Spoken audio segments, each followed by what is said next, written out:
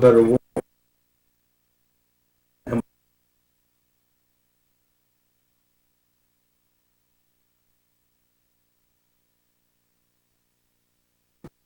Peter Wessler, who wrote a book called Capitalism.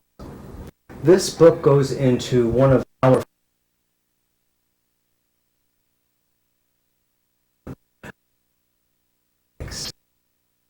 bringing in corporate and a larger view of what business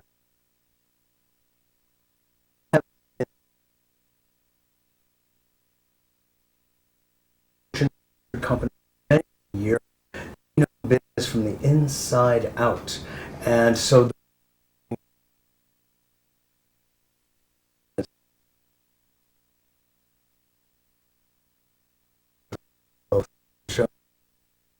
Here, thank you. we're honored to be here.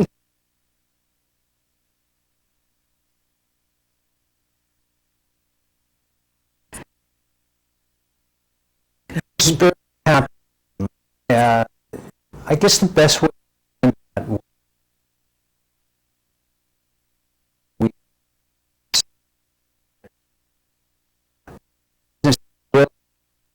can provide somehow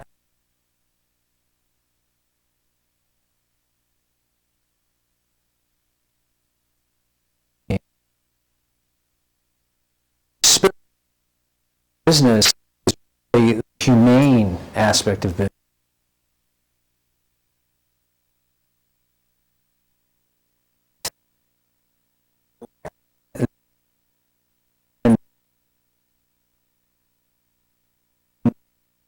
Proper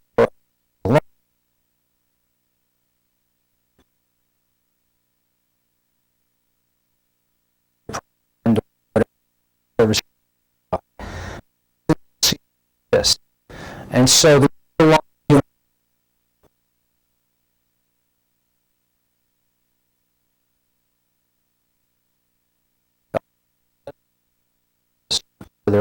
sure.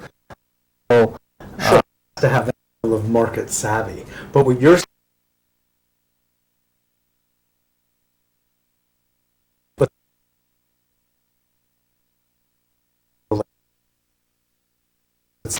and customers, is that what you it,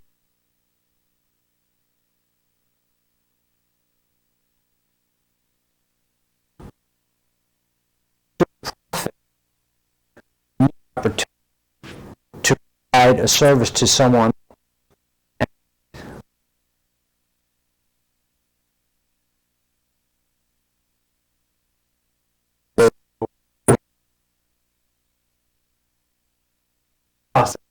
is to be willing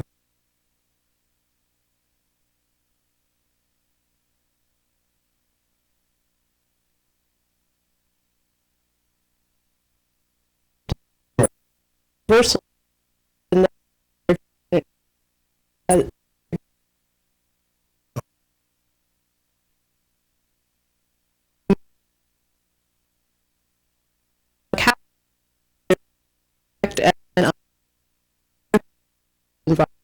It's other human beings.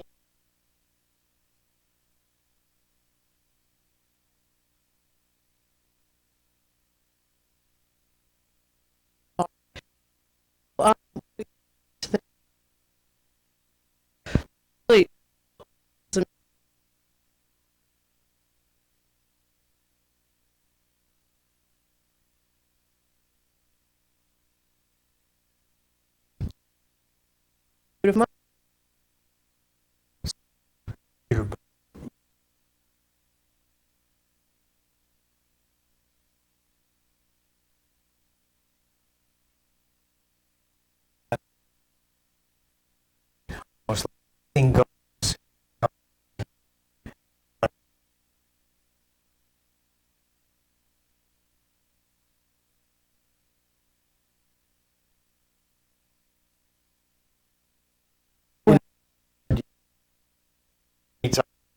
long as it's going to take you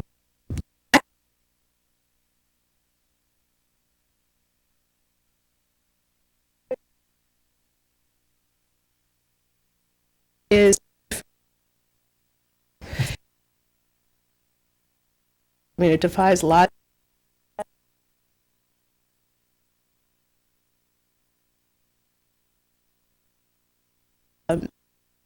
Tell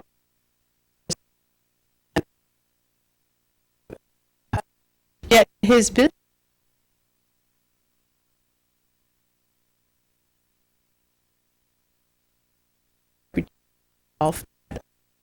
whatever we do make the money, we love them, anything they want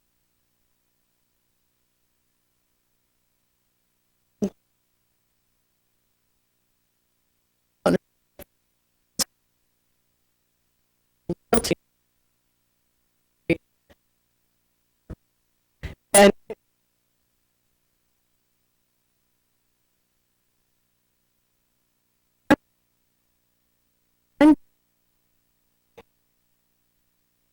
any the pursuit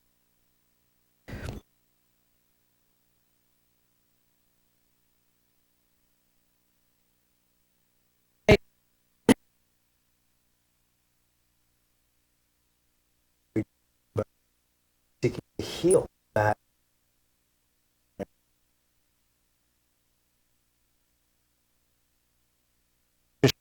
Treat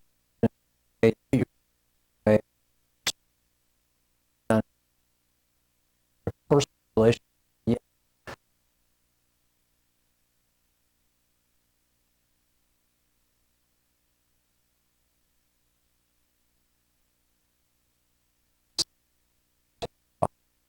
Very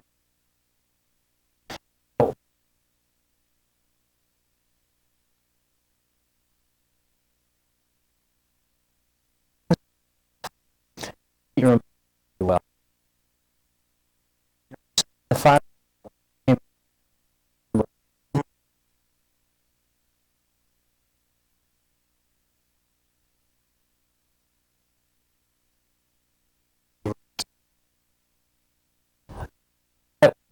I didn't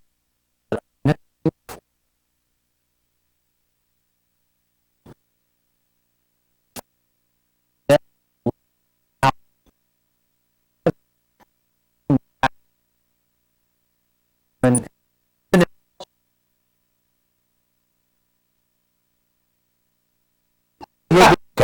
what's the right? No, exactly. I mean, yeah. What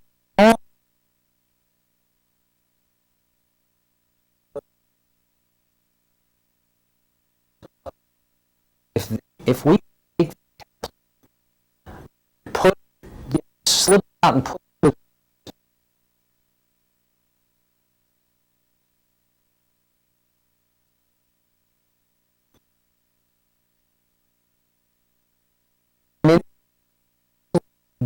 stated?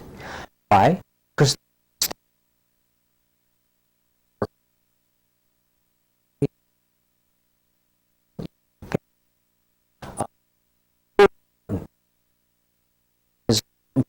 every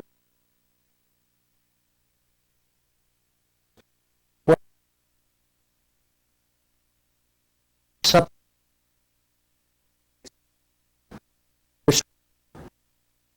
see so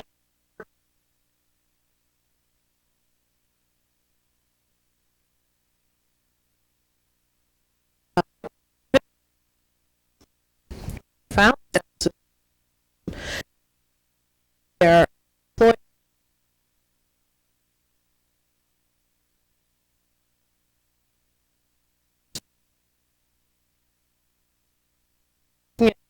people people don't realize in the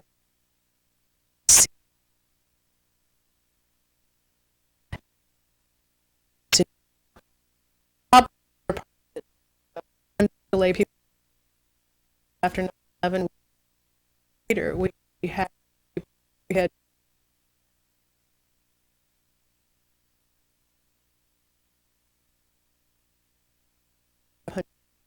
years cut off. Interesting opposite of Herb Kelleher.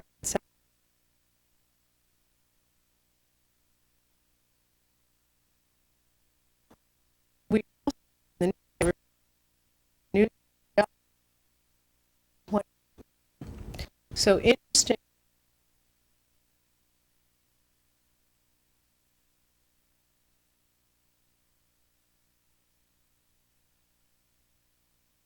You actually made just ones and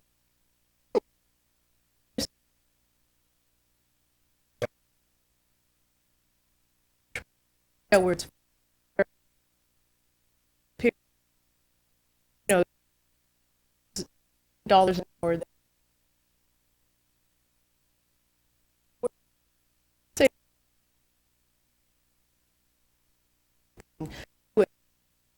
not feel shame by take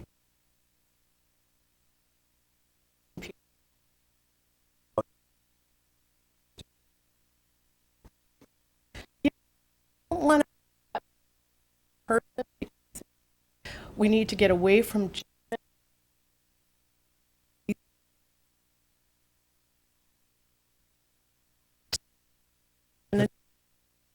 Actually, is about there's a little of business.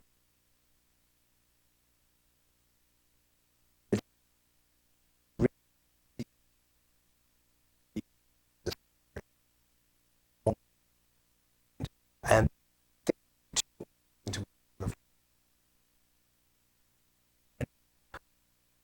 in also you know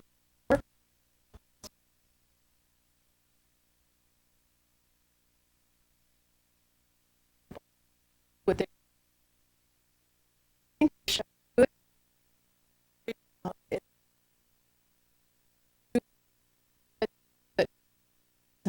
profit.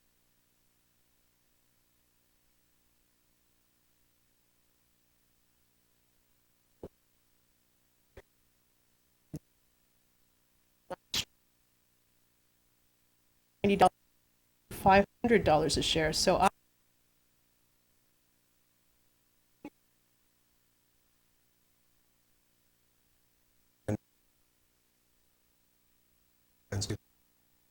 spoken about show how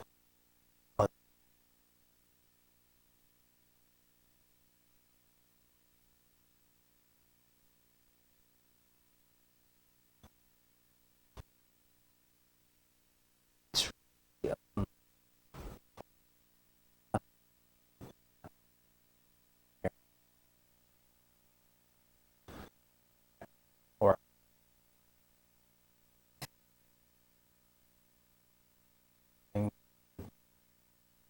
people, and they're taught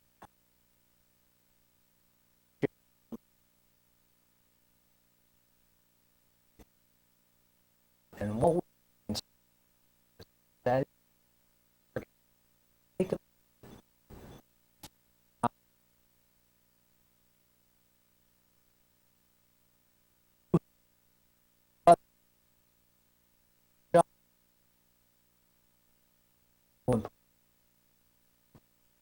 he's so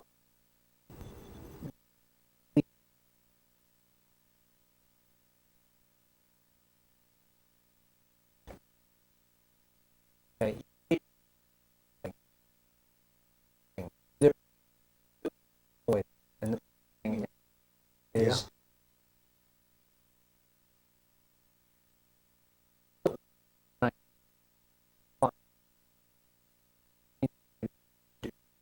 there's you know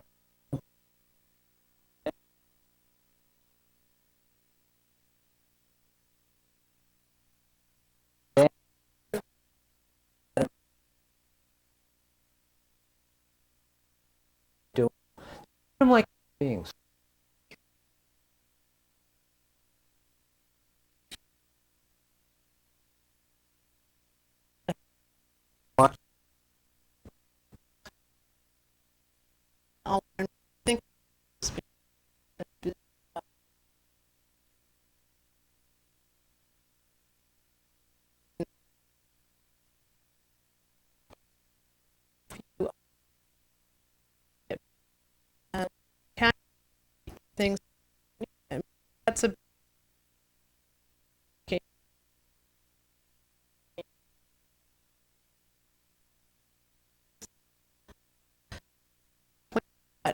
Well, let's here's a path.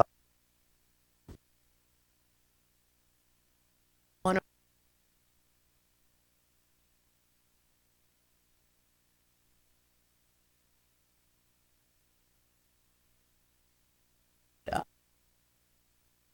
over prejudice.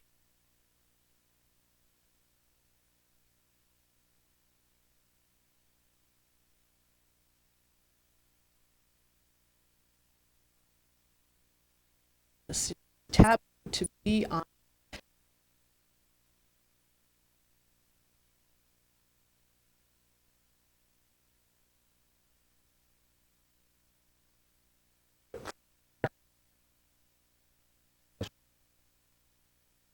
Jim.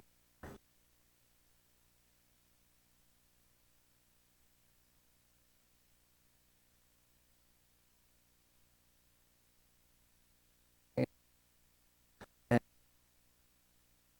our group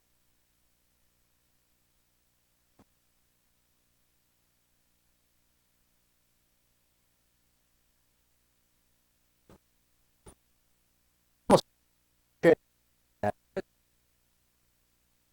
to the right.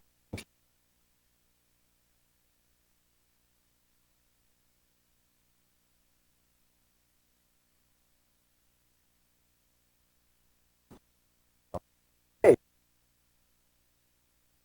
read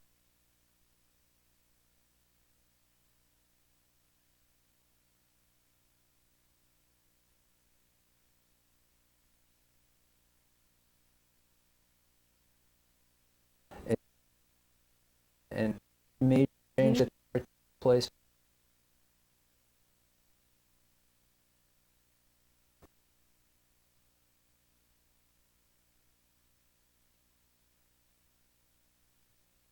Other, like,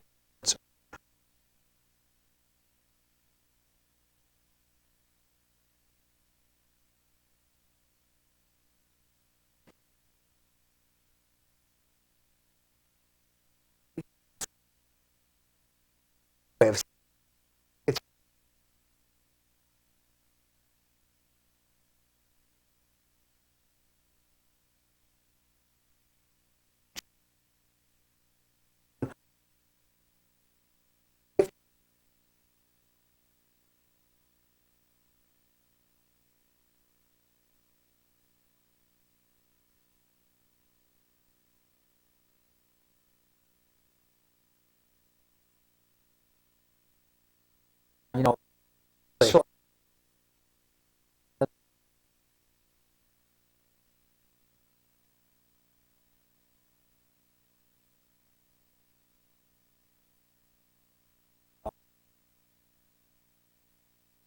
11 reason to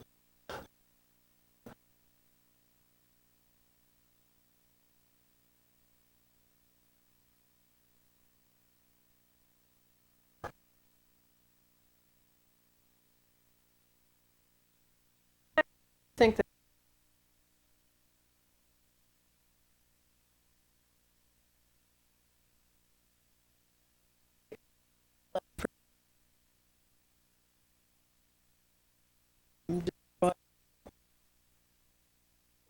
direct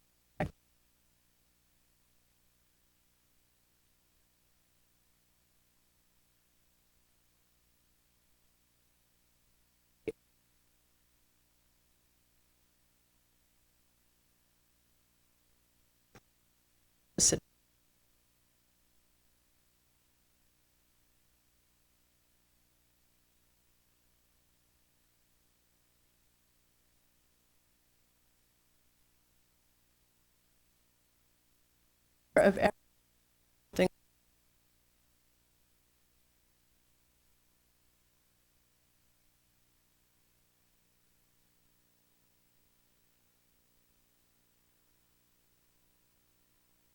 and that we are a baby, for example. We're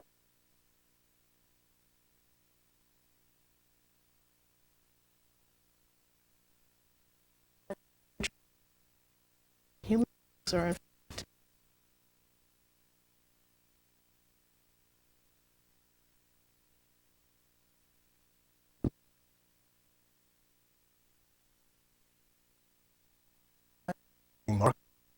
Who's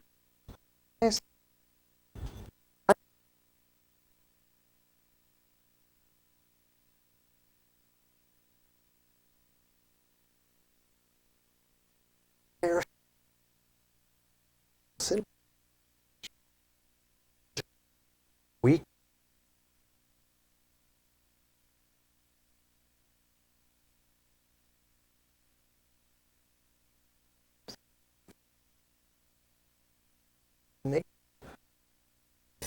I think you look back, the country started.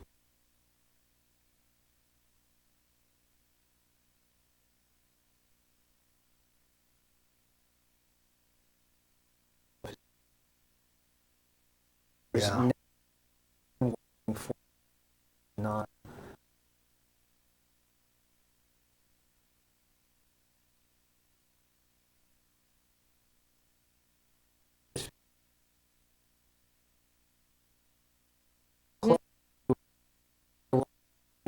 Definitely. And the me-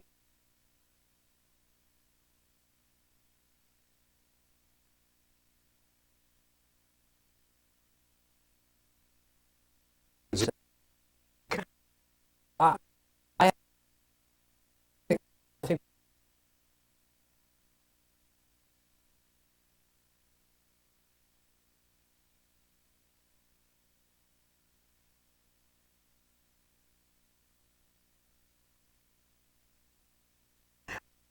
You should down Yeah. to uplifting.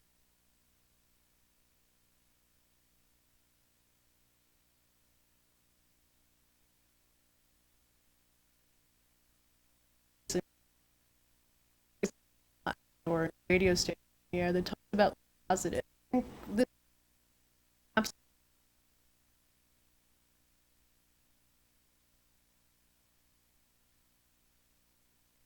Feel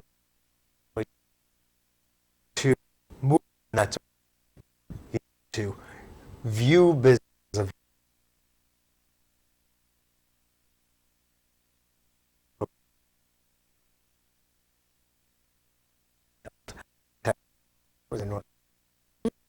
had hunters.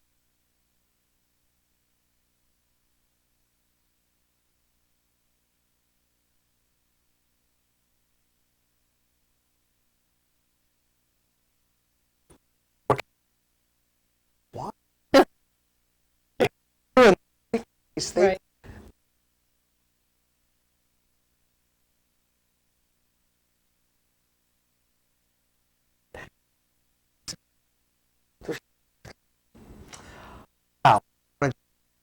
on the show. It's really Cute. We delightful. loved it.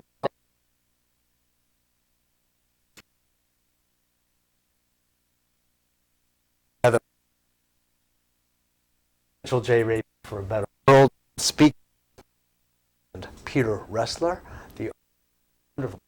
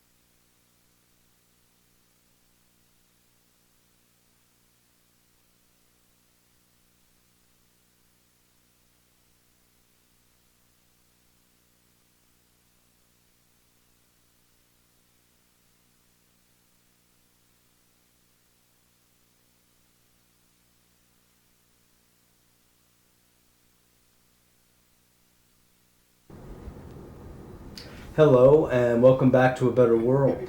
This is your host, Mitchell J. Rabin, and we're very glad you're joining us again today. Today we're going to have another very interesting show. We're very glad to have with us the authors of this book, Peter and Monica Wessler, who wrote a book called Spiritual Capitalism.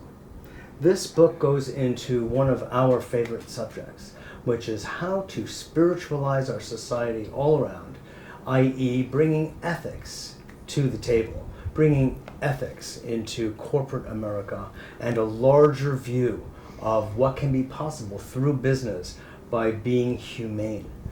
They have been in the business world, both of them, with their own headhunting company, working with Fortune 500 companies for many, many years. They know business from the inside out. And so the work they're doing now, which is spiritualizing business from the inside out, is of real notable value. So we're very glad to have you both on the show with us. Thank you. We'd love to be here. Thank you. Absolutely. We're honored to be here, Mitch. So glad you're here. Good.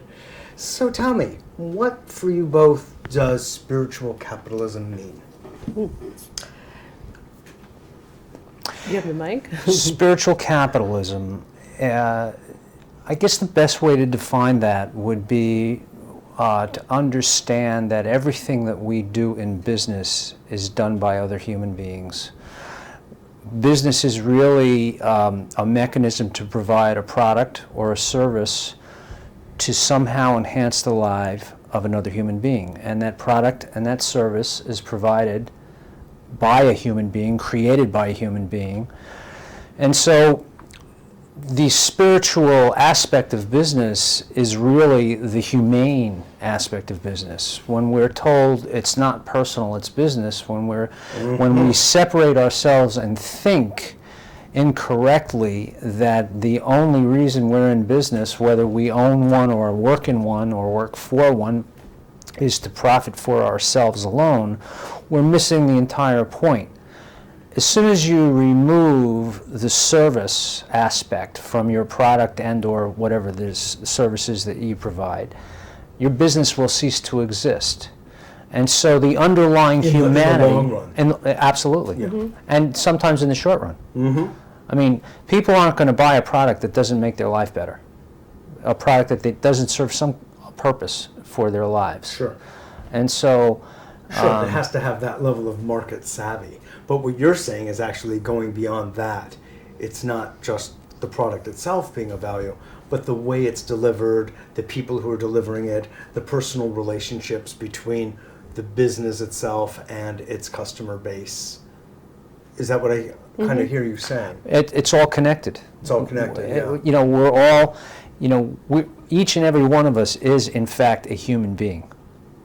And so in our pursuit of profit, we have a unique opportunity to provide a service to someone else.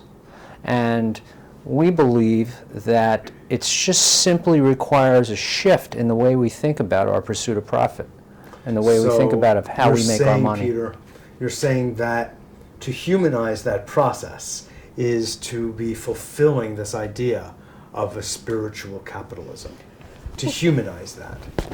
What we call spiritual, and that's always an interesting question because everyone has a different spiritual concept. Sure. There's one universal spiritual concept, and that is shared humanity, that sacredness of life. Bring that up to your mouth. Oh, okay. Sacredness of life, not just human life, all life. So that brings capitalism into, if you respect and honor the sacred in all life, that's also the environment, that's other human beings. It would encompass everything from who you hire to who you sell to, who your products are aimed for, what kind of product it is, what value it has in the universe and in the world at large, and how we apply that to the natural world. How does that affect the natural world? So really, spiritual capitalism is just including in the pursuit of profit a shared humanity, a sense of honoring other people's lives. Basically, namaste, the divine in you and the divine in me. Yes. And seeing that part in our pursuit of money. They're not separate. Absolutely. So Peter before made reference to this idea, well, that's business, Right. which is a kind of a common idiom in our society, which has the ability to separate out my own personal ethics from the way I make money. Almost like anything goes when it comes to making money. I think- Anyone has, so it's sort of like you can go to church on Sunday, or shul on Saturday, as the case may be, and then on Monday, no, Well- holds barred. You can do anything to anyone, anytime, anywhere, as long as it's going to make you more money. Actually, that's true, and I think that we've been raised that way. I think when you go to business school, you're told that, make money, profit is the bottom line. That's the only bottom line. Well, what we find is, and what we found personally in our lives, So untrue. it is untrue because it's not even logical. I mean, it defies logic. We had a friend who was wonderful, and he ran a midtown search firm.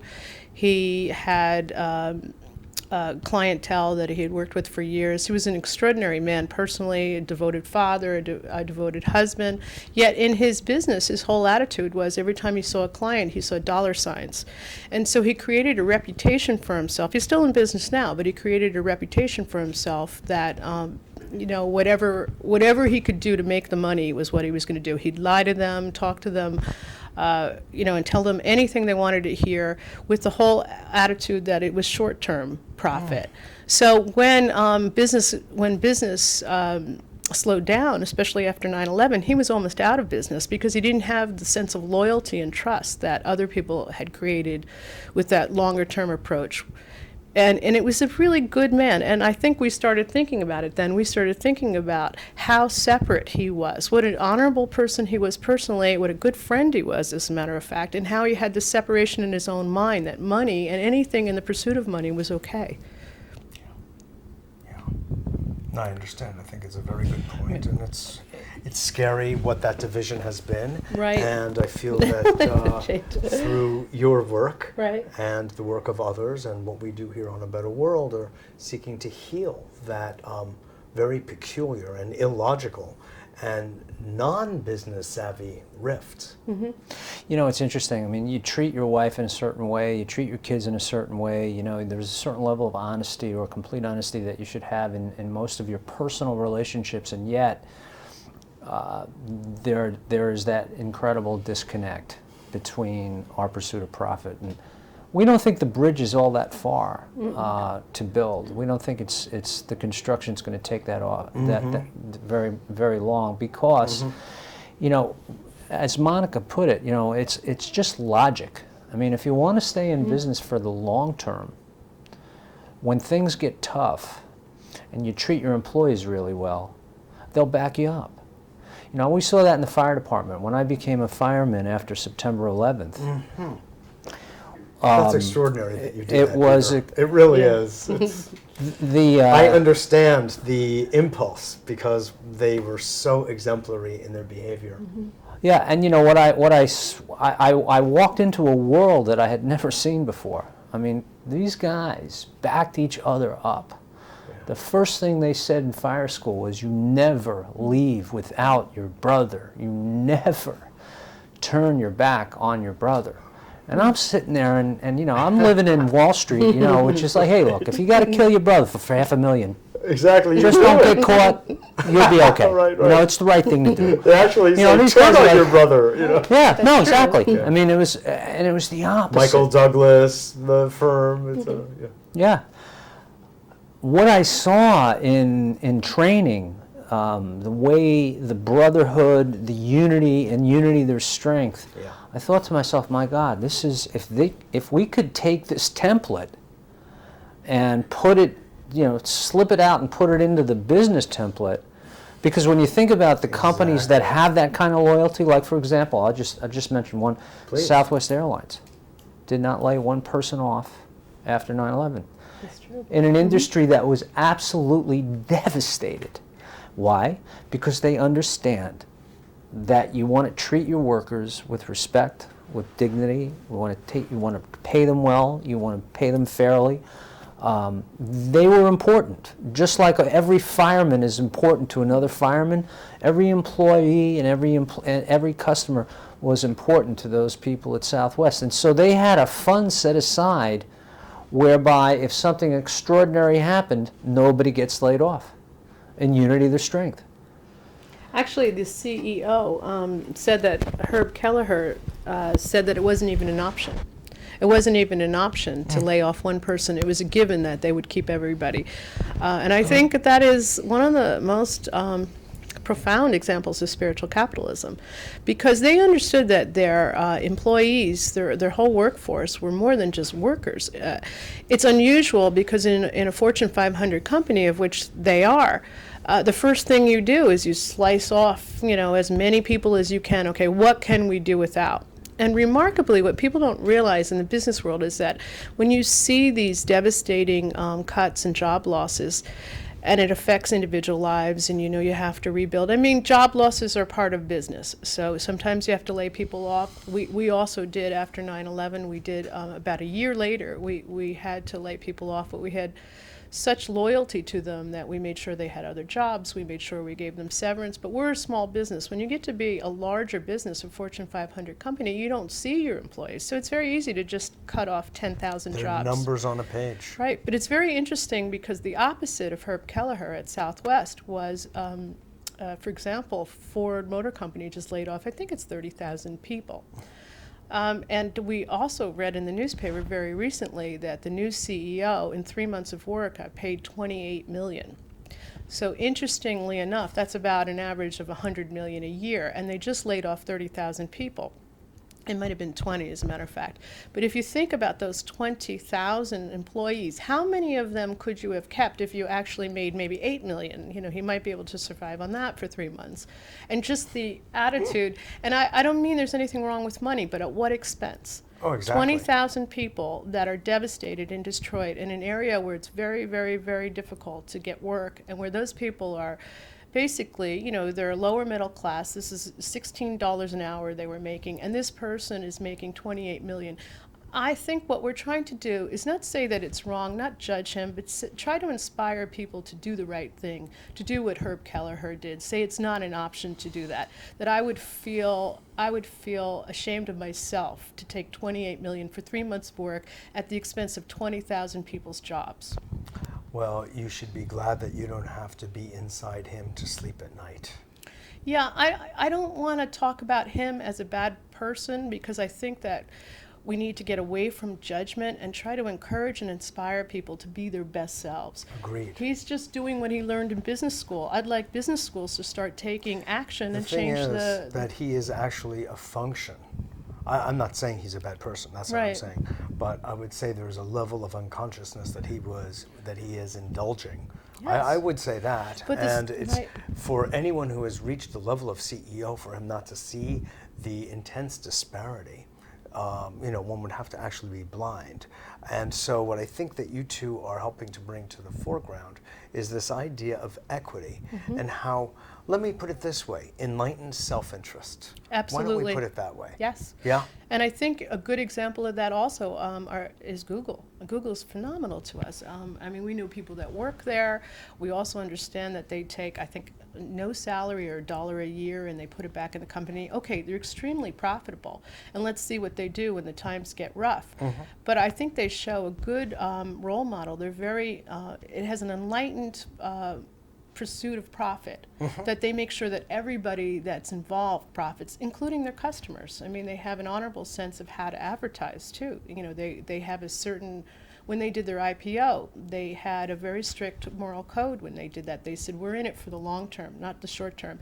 And I mean, they've gone from an opening of $90 a share to $500 a share. So obviously their model of capitalism works.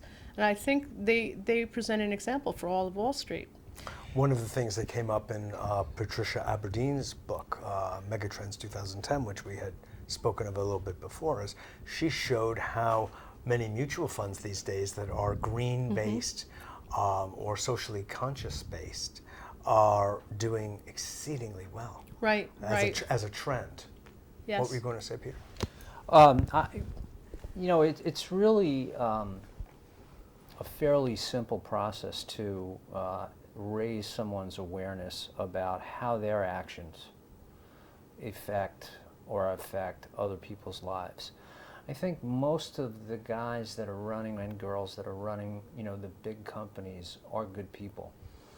And, they're taught there's a focus, there's a shareholder, there's a target, and we need to hit those targets no matter what. And what we're saying in spiritual capitalism is, as you're hitting that target, just take a minute and think about the outcome of your bullseye, right? If you had a sister or a brother that just lost their job and is now concerned about how they're going to keep their kids in school and put food on the table, would you be so so singly laser focused on this? Or would you find, and you know what, at the end of the day, Mitch, there may be no other way, okay? You may just have to do the cutting. But if you're going to do the cutting, there's the right way to do it and a wrong way to do it. And the first thing, in our view, is, do I have another option? All right? Instead of laying these people off, where else can I cut costs? Where else can I find the funds? How else can I, even if it means, maybe I take a reduced salary, or there's a lot of ways, okay?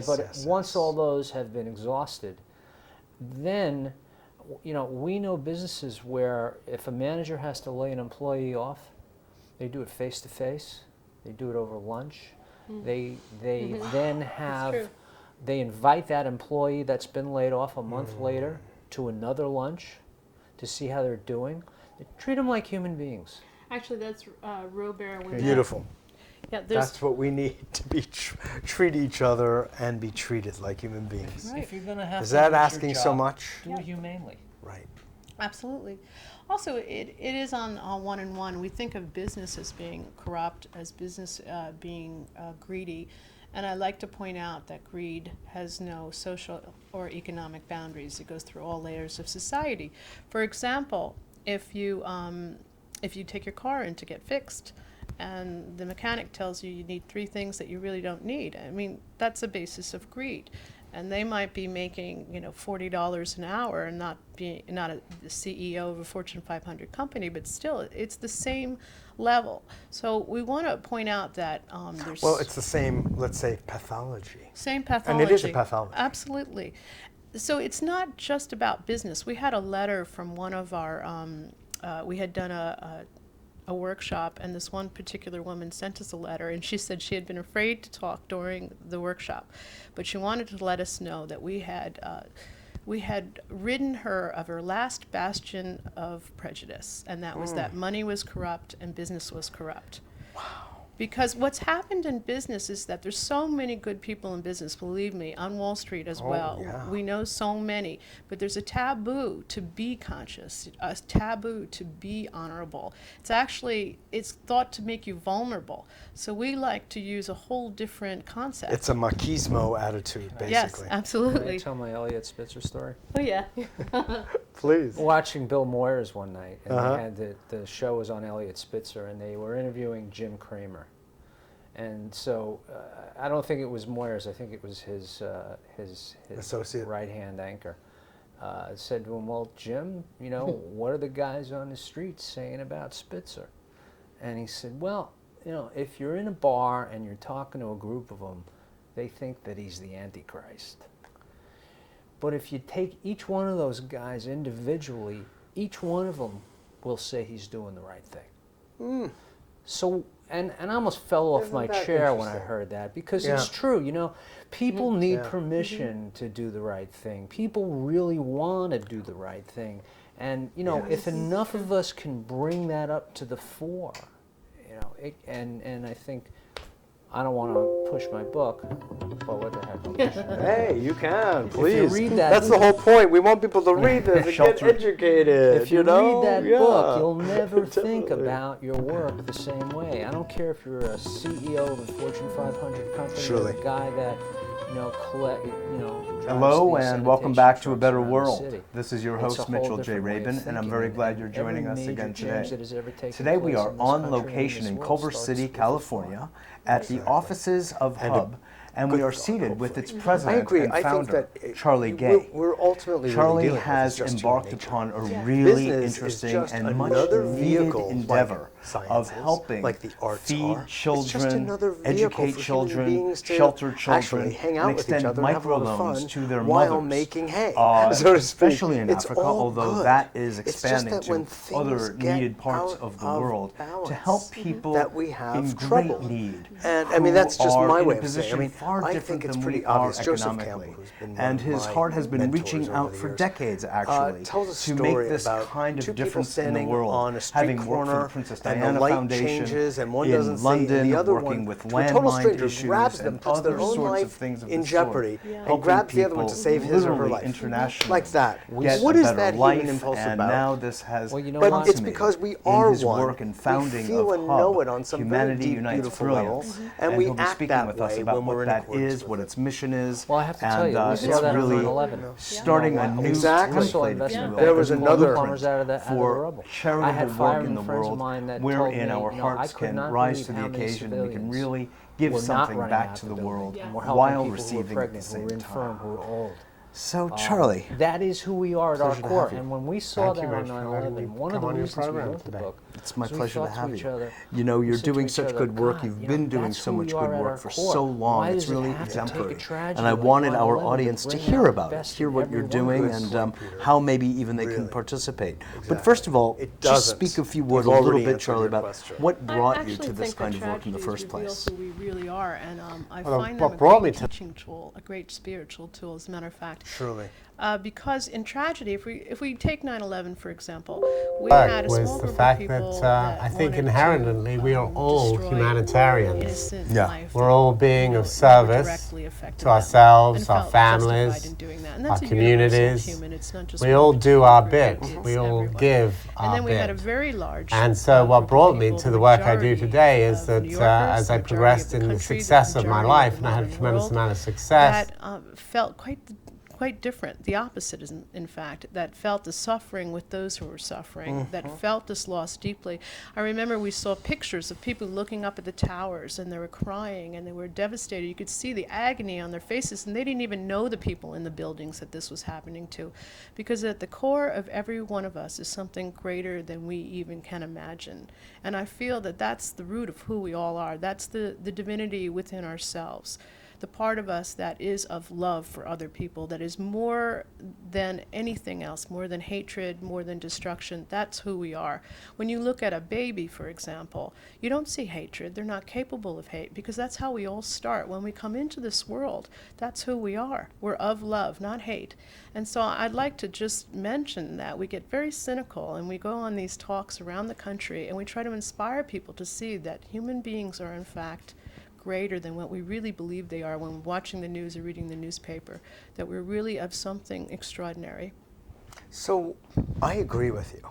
And at the same time, look at what's being marketed. Tragedy is being marketed by the newsrooms. Why is this? Why is this? Why, if there's not an if actually about what we are at core for me. Yes, exactly. And there is this entire syndrome, you could say, societal syndrome, that just is indulging this weaker, much less honorable part of ourselves that actually on some weird level enjoys witnessing tragedy. Absolutely. There's this dichotomy, this paradox in our human nature. Well, look, I think you have to look back at how this country started and where we were 50 years ago, 100 years ago, 150 years ago. It's about really a slow process of enlightenment. You know, there was never a woman in the CEO position 25 years ago.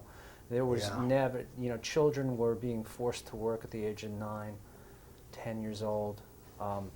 All of the, you know, the place where we are today, you know, was very different than it was as short as 50 years ago. And so we are moving closer and closer to a higher level of enlightenment. Definitely.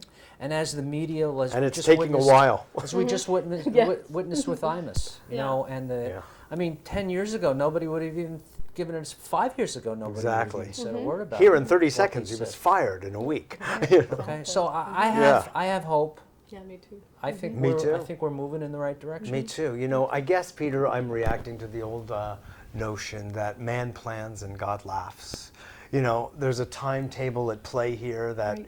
none of us really quite know all the details of, and we're turning it out as best we can and making our contribution as best we can Yeah. to uplifting the evolution and enlightenment of our society. And I think it's happening. I really, really Yeah. feel everywhere I go, the radio stations, television stations, books, magazines. I mean, every month there's a new magazine out or a new radio station on the air that talks Queens, about what's New York, positive. I think and I work as a this customer paradigm service is shifting. manager I at the absolutely do, and manufacturing that's why we're company. out there talking about it. Exactly. Well, your book goes into some detail about how the world is shifting. Absolutely. And I feel that you are helping really to inspire many to move in that direction, you know, to view business as a vehicle for doing good. You know, 60 Minutes, one of my favorite commercial programs, did an amazing segment some time ago about a privately held high-tech corporation. I think it was in North Carolina. They had not only daycare centers, they had Oh yeah, SAS. they had almost a hospital. They had saw it. golf courses, It's in tennis our court- book, right. Oh, it is? Really? And it was so beautiful. And they were Right. asked, employees were asked, would you consider working anywhere else? They said, we're happy. Right. We're in the right place. Right. This is it. What we're going to say. No, I think that's in our book, and that gives us hope for the future. Doesn't it? It's that, and they're hugely successful. They're hugely successful. They are. Wow. I want to just thank you both for being on the show. It's really Thank you. We loved it. Loved it. Good. Loved it. Thank you. And thanks for the work that you're doing. It's wonderful. Thank you very much. Thanks. So let us all continue together. Okay. Okay. This is Mitchell J. Rabin for A Better World. We've been speaking with Monica and Peter Wessler, the authors of this wonderful book, Spiritual Capitalism. Take the time, read it, and get back to us about it. Thanks so much for joining us, and look forward to seeing you all next week. And I look forward to seeing you all next week.